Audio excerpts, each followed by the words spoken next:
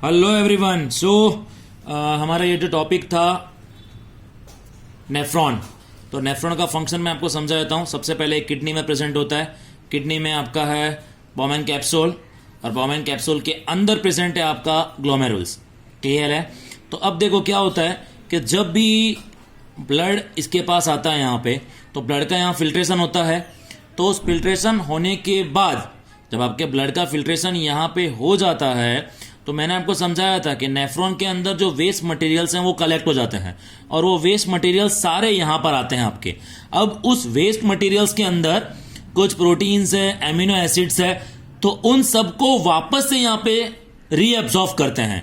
Already आपका small intestine में वो सब एब्जॉर्ब हो गया है, लेकिन हो सकता है ब्लड में आपके, आप जानते हो कि पूरे बॉडी में ब्लड का फ्लो चलता है, तो ब्लड के अंदर क्या आपका जो भी एनर्जी है वो सब सप्लाई हो रही है उसके अंदर।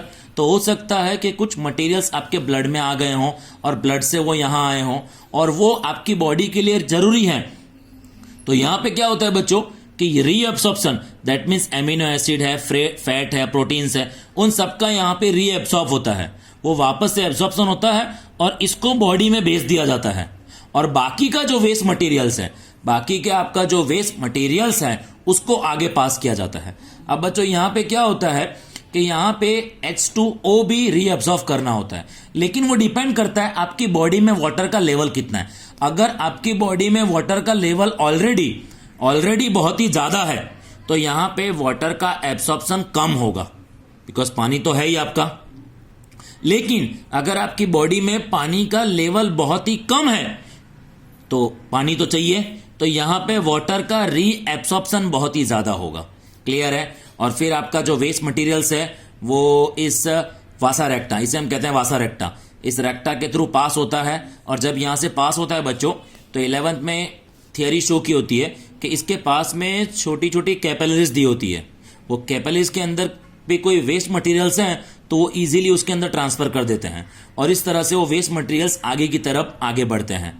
अगर हमें ऐसा लगता है कि इसके अंदर कुछ वेस्ट मटेरियल्स के अलावा कुछ वाटर ज़्यादा बाहर जा रहा है, तो इस वाटर को भी यहाँ से बाहर भेजा जाता है और यहाँ से आपका वाटर इस यूरेटर में आ जाता है। क्लियर है यहाँ तक?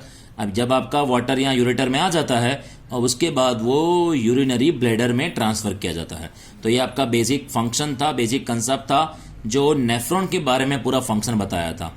याद रखना, कई बार क्या होता है कि वाटर का लेवल अगर आपकी बॉडी में कम होता है, तो यहाँ पे यूरिन का कंसंट्रेशन, दैट मीन्स उसके अंदर जो यूरिन है, यूरिक एसिड है, वो बहुत ज़्यादा होगा, उसका कंसंट्रेशन बहुत ज़्यादा होगा। ठीक है? और यहाँ पे आपका, तो आप समझ गए होंगे आपका रीएब्सॉर्प्शन क्या होता है और ये कंसेप्ट क्या होता है।